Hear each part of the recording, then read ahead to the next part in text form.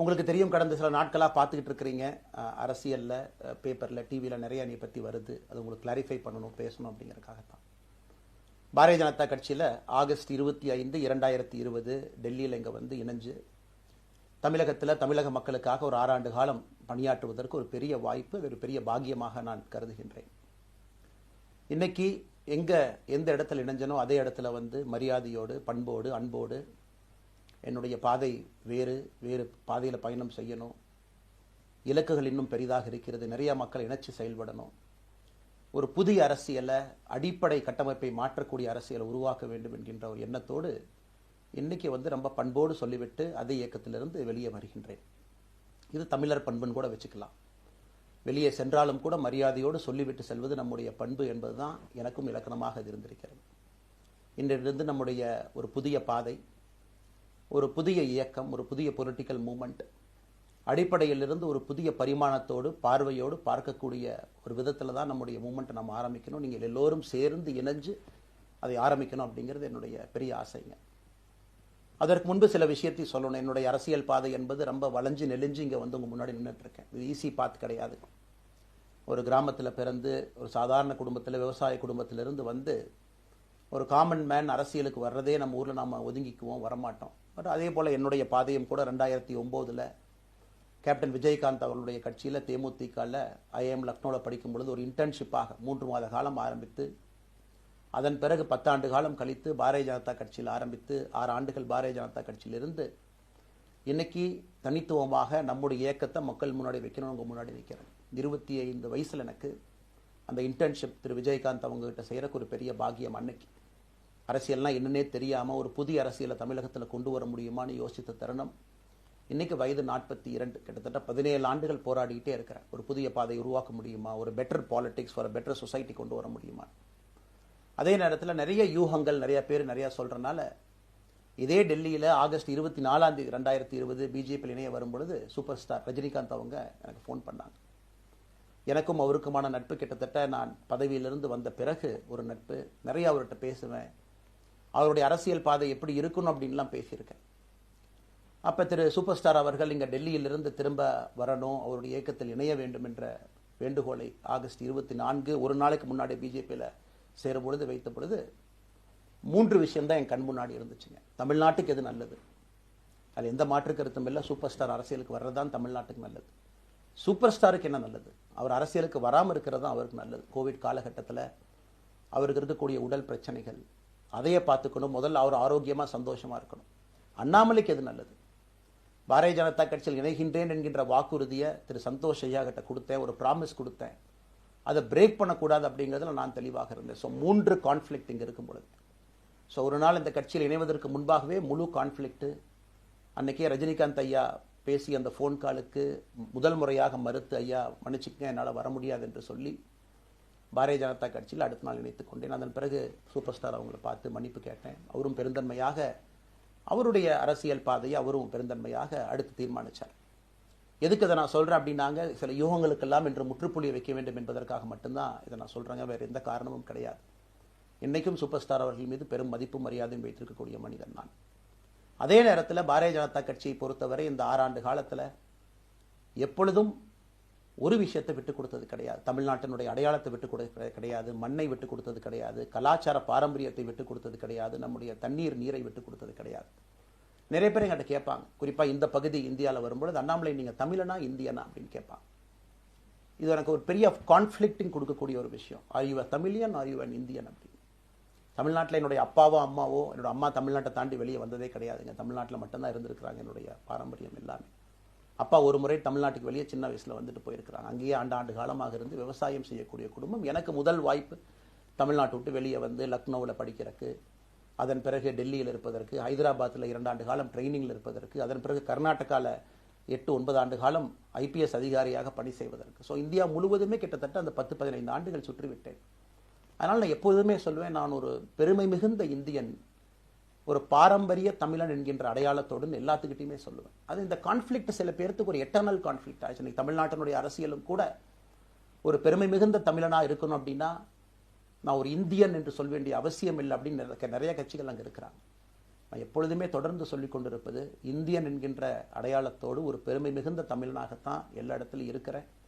அப்படித்தான் இந்த இயக்கத்திலும் இருக்கணும். நாம் ஆரம்பிக்கக்கூடிய இந்த இயக்கத்தில் உங்களோடு பயணம் செய்யணும். தமிழ்நாட்டினுடைய எந்த பிரச்சனையும் கூட முன்னிறுத்தி சமரசம் இல்லாத நம்முடைய தமிழ்நாட்டினுடைய வளர்ச்சியை நாம் எல்லோரும் கொண்டு போகணும். எத்தனையோ பிரச்சனைகள். நான் பாரதிய ஜனதா கட்சியில் இணைந்த பிறகு எல்லா தலைவர்களும் பெரும் ஒத்துழைப்பு தான். இருந்தும் தனியாக போகணும், உள்ளாட்சி தேர்தலில் தனியாக போகணும், தமிழ்நாட்டினுடைய அடையாளத்தோடு பாரதிய ஜனதா கட்சி இருக்கணும். தமிழ்நாட்டினுடைய அடையாளம் மிக முக்கியம் என்பதற்காகத்தான் அன்னைக்கு தலைவர் திரு ஜே பி நட்டா அவர்கள் நிறைய பேர்த்துக்கிட்ட பேசி நாம உள்ளாட்சி தேர்தல் தனியாக போகணும், அதே போலதான் லோக்சபா தனியாக போகணும். ஏதோ தனிப்பட்ட முறையில் எனக்கும் இன்னொரு கட்சிக்கும் பிரச்சனை இல்லைங்க. பாரதிய ஜனதா கட்சி ஒரு தமிழர் அடையாளத்தோடு களத்தில் இருந்தால் மட்டும்தான் அது தமிழர் நலத்தை முன்னிறுத்தக்கூடிய கட்சியாக இந்திய அடையாளத்தோடு இருக்க முடியும் என்கின்ற ஒற்றை நம்பிக்கை மட்டும்தான். டங்ஸ்டன் பிரச்சனையாக இருக்கட்டும், அதை கத்தி கூச்சல் போடாம அதை பொறுமையாக ஒரு இடத்திற்கும் சென்று நம்முடைய கட்சி அதை நம்ம சரி செஞ்சு கொடுத்தோம். மீத்தேன் ஹைட்ரோ கார்பன் திட்டமாக இருக்கட்டும், நிலக்கரி சுரங்கம் திட்டமாக இருக்கட்டும், எதாக இருந்தாலும் கூட, ஏன் மேகதாத்து அணையில் இன்னைக்கு கர்நாடகாவில் எப்படி டி கே சிவகுமார் அவர்கள் சொல்றாங்களோ அன்னைக்கு நாங்கள் அணை கட்டியே தீர்வோம் என்று சொன்ன பொழுது தமிழ்நாட்டினுடைய பாரதிய ஜனதா கட்சி கர்நாடகாவில் ஆட்சியில் இருந்த நம்முடைய பாரதிய ஜனதா கட்சியை அன்னைக்கு எதிர்த்து நாம உண்ணாவிரதம் தஞ்சாவூர்ல இருந்தோம். எப்பொழுதும் எந்த உரிமையும் விட்டுக் கொடுக்கல. அதே நேரத்தில் அந்த கான்ஃபிளிக்டை பொறுத்த வரைக்கும் கத்தி கூச்சல் போட வேண்டும் என்கின்ற அவசியம் இல்லை. பொறுமையாக பாந்தவியமா பேசி நம்ம உரிமையை விட்டு கொடுக்காம செயலாற்ற முடியும் என்பதை ஒரு நாளும் கூட எனக்கு கிடைத்த பொறுப்புக்கள்ல உங்களுக்கு நான் அதை காட்டிக்கிட்டே தான் வந்திருக்கேன். அதனால இன்னைக்கு திரு மோடி ஐயா அவர்கள் மீது மிகப்பெரிய ஒரு மரியாதை வைத்திருக்கக்கூடிய மனிதன், நாட்டினுடைய பிரதமர், இந்த நாட்டை பாதுகாத்து கொண்டிருக்கக்கூடிய மனிதர். ஆனால் ஒரு லெவல் வரும் பொழுதுங்க, இந்த சின்ன சின்ன பிரச்சனைகள் அப்படியே சேர்ந்து வரும் பொழுது தொடர்ந்து நாமும் அவர்களுக்கு பிரச்சனையாக இருக்கக்கூடாது. ஒரு பிரச்சனையை எடுத்துட்டு போய் இங்க பாருங்க இந்த பிரச்சனை, இந்த பாருங்க இந்த பிரச்சனை, இந்த பாருங்க அந்த பிரச்சனை, ஒரு அளவுக்கு தாங்க நம்ம சொல்ல முடியும். அதனாலதான் பொறுமையாக பாரதிய ஜனதா கட்சியினுடைய முக்கிய தலைவர்களை பார்த்து மிக பொறுமையாக, இது இன்னைக்கு கான்வர்சேஷன் 3 நாளா நடக்கலைங்க. இதை கிட்டத்தட்ட நான் 1 ஆண்டு காலமாக பாரதிய ஜனதா கட்சியினுடைய தலைவர்கள்ட்ட சொல்றேன். 18 மாதங்களாக எனக்கு இருக்கக்கூடிய கருத்து வேறுபாடுகளை மிக பொறுமையாக, வெளியில கத்தி கூச்சல் போடாம மிக பொறுமையாக 18 மாதங்களாக எல்லா இடத்துலையும் சொல்லிக்கிட்டே வர்றேன். டிசம்பர் 4ஆம் தேதி பாரதிய ஜனதா கட்சிக்கு சொன்னேன், நான் கட்சியிலிருந்து வெளியே செல்ல இருக்கின்றேன், இன்னைக்கே உங்களை நான் தயார்படுத்த விரும்புகிறேன், அதனால் நீங்கள் நாளைக்கு நான் எடுத்தோம் கவுத்தம் ஒரு முடிவெடுப்பதாக நீங்கள் நினைக்கக்கூடாது. டிசம்பர் 4, 2024 25 பாரதிய ஜனதா கட்சிக்கு சொல்லியிருந்தேன். தேர்தல் பணியை முடித்துவிட்டு செல்ல வேண்டும் என்று சொல்லியிருந்தார்கள். அதுவும் இந்த கட்சியினுடைய ஒரு உண்மை தொண்டனாக கட்சி சொல்லியிருக்கிறாங்க, தேர்தல் பணியை முடித்துவிட்டு மே கடைசி வரை நம்முடைய பணியை செய்துவிட்டு தான் வெளியே வரணும் அப்படின்னு. அடுத்து நாம் என்ன செய்ய போறோங்க? அடுத்து நாம் இதெல்லாம் பேசிட்டோம், பழசை பேசிட்டோங்க, இருந்ததை பேசிட்டோம். அடுத்து ஆனந்தமாக அன்போடு தமிழ்நாட்டில் ஒரு அரசியல் இயக்கத்தை நாம் துவங்க இருக்கின்றோம். இது அரசியல் இயக்கமா, கட்சி இல்லையா அப்படின்னு நீங்க யாரும் கேட்கவே வேண்டாம். கண்டிப்பாக தமிழகத்தில் அடுத்து நடக்கக்கூடிய தமிழகத்தினுடைய பொது தேர்தலில் நம்முடைய கட்சி போட்டியிடும், அதில் எந்த மாற்று கருத்தும் இல்லை. அதற்கு நம்ம தயார் பண்ணணும், நிறைய லீடர்ஸை தயார் பண்ணணும், நிறைய கேடர்ஸை, வாலண்டியர்ஸை தயார் பண்ணணும், உத்வேகத்தோடு தயார் பண்ணணும், அவங்களுக்கு அந்த ஸ்கில் செட்டை நம்ம உருவாக்கி கொடுக்கணும். அதற்கு கொஞ்சம் நேரமாகும். நாம் இது ஒரு இயக்கமாக ஆரம்பித்து நிறைய மனிதர்களை உள்ளே கொண்டு வந்து அவர்களுக்கு சில இடத்துல அரசியலை சொல்லிக் கொடுத்து எல்லா தரப்பட்ட மனிதர்களையும் உள்ளே கொண்டு வந்து, ஏன்னா பாரதிய ஜனதா கட்சியினுடைய தலைவராக பொறுப்பேற்ற பிறகு நான் முதல்ல போய் ஆசீர்வாதம் யார்கிட்ட வாங்கினாங்க, சமீபத்தில் மறைந்த நல்ல கண்ணையாகிட்ட தான். இன்னைக்கு மண் சார்ந்த அரசியலை முன்னெடுக்கணும், நல்ல மனிதர்களுடைய கொள்கைகள் உள்ள கொண்டு வரணும், எல்லா மனிதர்களையும் உள்ளடக்கிய அரசியலை நாம் முன்னிறுத்தணும். டெக்னோக்ராட்ஸ் பெருமளவில் நமக்குள்ள வரணும், பெருமளவில் நமக்குள்ள டெக்னோக்ராட்ஸ் வரணும். இன்னைக்கு அமெரிக்கா போறோம், யூரோப் போறோம், அங்கே போய் நமக்கே எவ்வளவு பெருமையா இருக்கு. ஒரு மிகப்பெரிய நிறுவனம் நிவிடியா எடுத்துக்கங்க, மைக்ரான் எடுத்துக்கங்க, சாம்சங் எடுத்துக்கங்க, இன்டெல் எடுத்துக்கங்க, அங்க இருக்கக்கூடிய இன்ஸ்டாகிராம், ஃபேஸ்புக், கூகுள், ஆல்பபெட் பார்க்கும் பொழுது வைஸ் பிரசிடென்ட் பார்த்தீங்கன்னா ஒரு தமிழன் அங்கே உட்கார்ந்துருக்கிறான். இந்தியன் என்கின்ற அடையாளத்தோடு அங்கே ஒரு தமிழன் அமர்ந்திருக்கின்றார்.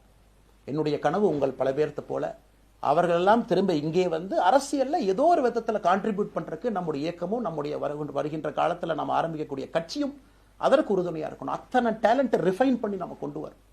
தமிழ்நாட்டினுடைய வளர்ச்சிக்கு எல்லோரையும் நம்ம பயன்படுத்தணும். இதுல எங்கேயுமே கூட நான் பெரிது நீ பெரிது என்று இருப்பதை விட ஒரு வளர்ந்த பாரதம், இந்தியா உலகத்துல மிக முக்கியமான இடத்துல அந்த பாரதம் வந்து அமரும் பொழுது முதன்மை மாநிலமாக தமிழகத்தை கொண்டு வந்து நிறுத்த வேண்டிய பொறுப்பு நமக்கு இருக்கு. அதற்கு நம்முடைய பொலிட்டிக்கல் கிராமர், பொலிட்டிக்கல் லாங்குவேஜ் எல்லாமே நம்ம மாற்றணும். நம்ம பேசக்கூடிய விஷயம். அடுத்து இன்னொன்று கேட்குறாங்க, நான் கமெண்ட் வர அப்படியே நான் பேச ஆரம்பிக்கிறேன். தமிழ்நாட்டில் இன்னைக்கு ஒரு அரசியல் கட்சி வேணுமான்னு கேட்டீங்கன்னா கண்டிப்பாக வேணும், அதில் எந்த மாற்று கருத்தும் இல்லை. காரணம், ஒரு கடைக்கு போய் நாம் ஒரு டூத் பேஸ்ட்டோ ஒரு அரிசியோ ஒரு பருப்போ வாங்கினா கூட 10 கடை ஏறி இறங்கி எங்கள் அம்மா அதெல்லாம் பார்த்து விலையை பார்த்து தரத்தை பார்த்து பொருளை பார்த்து அத்தனை முறை வாங்கித்தான் பார்ப்பேன். ஏன்னா அது நம்ம உடம்புக்குள்ளே போகிற விஷயம். ஆனால் அரசியல் கட்சி இன்னைக்கு எத்தனையோ கட்சிகள் இருந்தாலும் கூட என்னுடைய நம்பிக்கை, நம்முடைய நம்பிக்கை, வருகின்ற காலத்தில் நம்முடைய அரசியல் இயக்கம் கட்சியாக மாறும் பொழுது மக்கள் அந்த தரத்தை பிரித்து பார்ப்பார்கள். தலைவர்கள் எப்படிப்பட்டவர்கள்? நாம எல்லோருமே காமன் மேன் பொலிட்டீஷியன்ஸ். பக்கத்து வீட்டுக்காரங்க மாதிரி தான் மக்கள் நம்மளை பார்க்க போறாங்க. தூரத்திலிருந்து நாம் கை காட்ட போவது கிடையாது. ஏன்னா நாம் யாரும் அப்படிப்பட்ட குடும்பத்திலிருந்து வரவில்லை, அப்படிப்பட்ட வளர்ப்பு நமக்கு இல்லை, நாம் யாரும் அப்படி இல்லை, தமிழனுடைய கலாச்சாரமும் பண்பாடும் இல்லை. அதெல்லாம் கூட நம்முடைய அரசியல்ல முதல் நாள்ல இருந்து கல்ட் பாலிடிக்ஸ்ல இருந்து நம்ம வெளியே வரணும். அரசியல் மாற்றம்னு சொல்றாங்க, ஆனால் அதே கல்ட் பாலிடிக்ஸ். நாம அதில் இருக்க போறது இல்லை. கல்ட் பாலிடிக்ஸ்ல இருந்து வெளியே. அண்ணாமலை என்ன பிறந்த நாளா 10 பேர் கொண்டாடணுமா?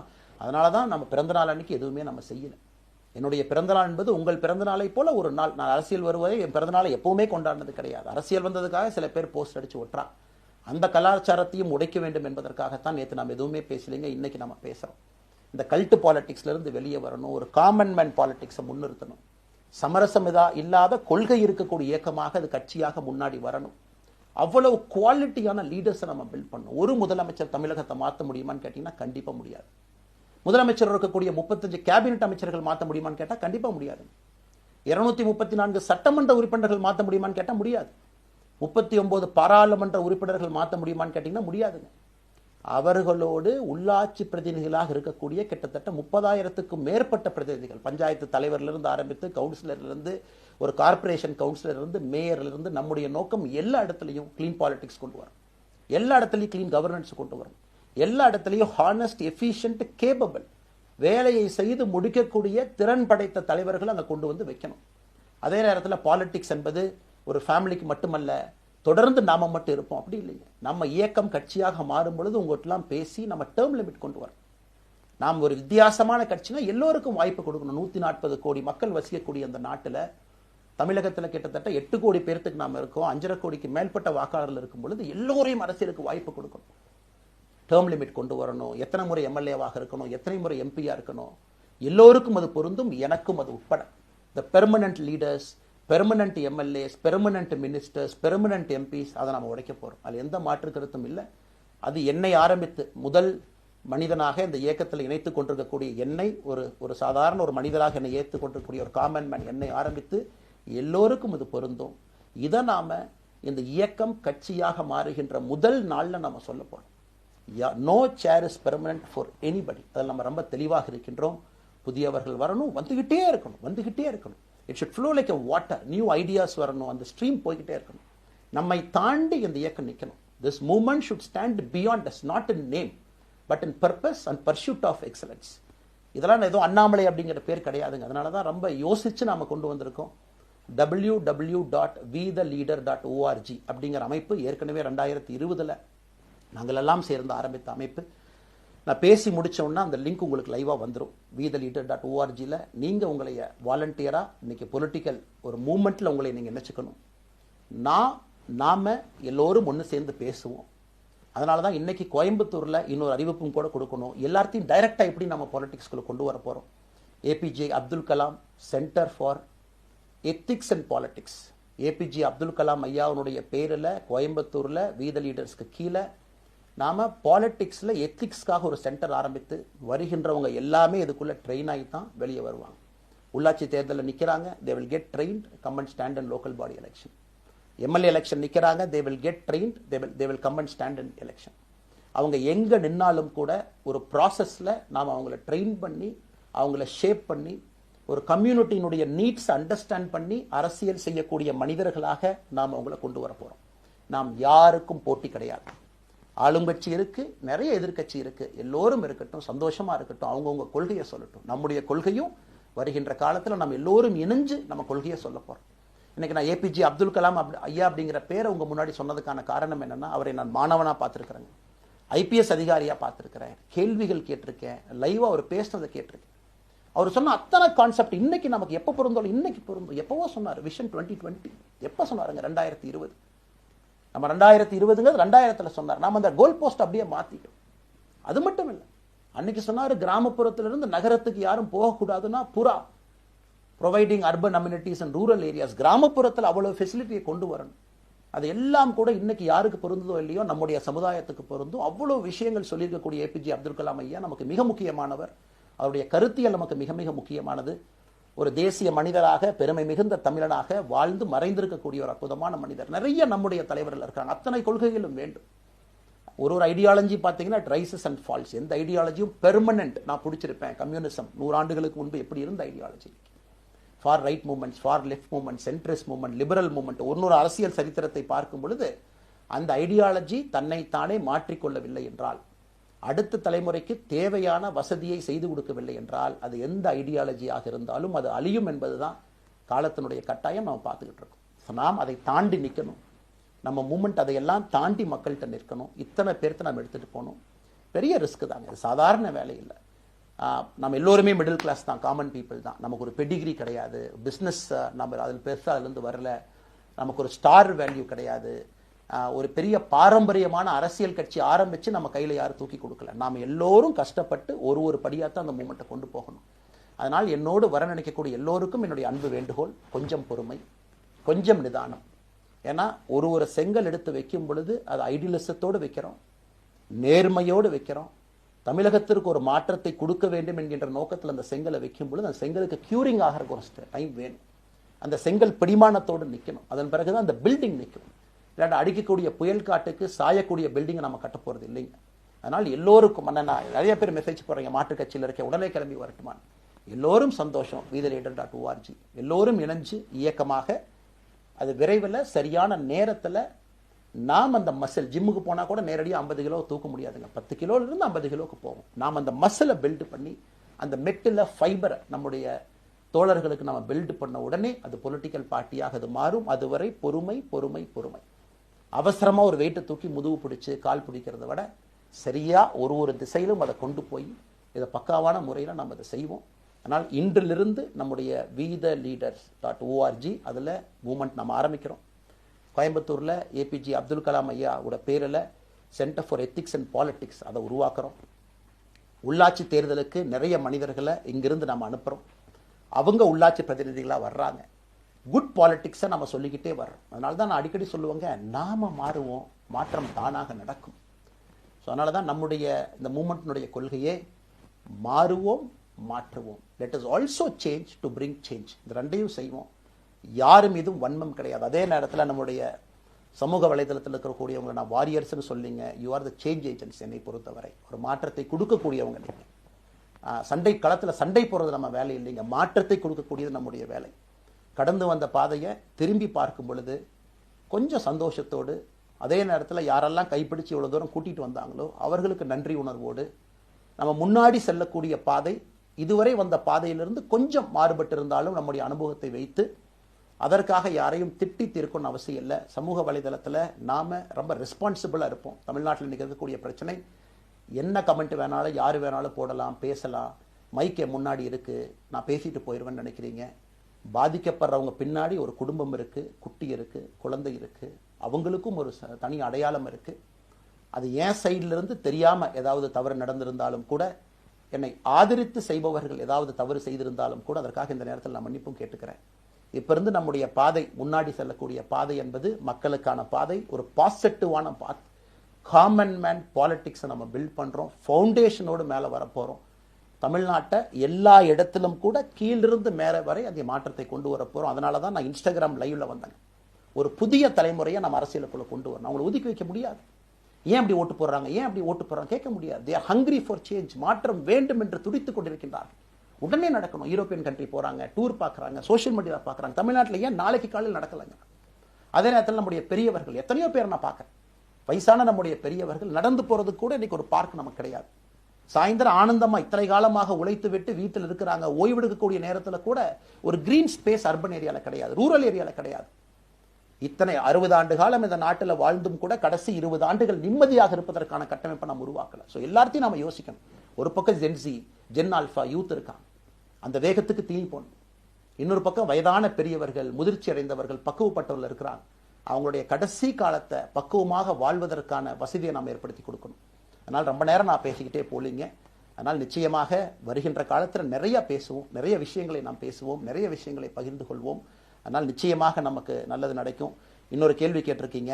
ஏன்னா நான் பேச பேச அது அப்படியே மேலே வந்துட்டு இருக்கேன். எனக்கு இது புதுசுங்க, அப்படியே நானும் மேனேஜ் பண்ணி பேசிட்டு இருக்கேன். உங்களுக்கும் பிரதமருக்கும் இருக்கக்கூடிய முடிவு, நம்முடைய பிரதமர் மோடி அவர்கள் நம்முடைய பிரதமர், அந்த கௌரவம் இருக்கும். ஆனால் பாரதிய ஜனதா கட்சியிலிருந்து ஒரு விஷயத்தை நம்ம டிஸ்அக்ரி பண்றோம்னா கம்பீரமாக ஸ்ட்ரெயிட்டா நம்ம டிஸ்அக்ரி பண்ணுவோம். 3 மொழி கொள்கை சமீபத்தில் கொண்டு வந்திருக்கக்கூடிய டைம் டேபிள்ல மாற்றம் 2029 தான் 9ஆம் கிளாஸ் பசங்க 3வது மொழியை படிச்சிருக்கூடாது, 2020 மாற்றிய பொழுது நான் குரல் கொடுத்தேன்.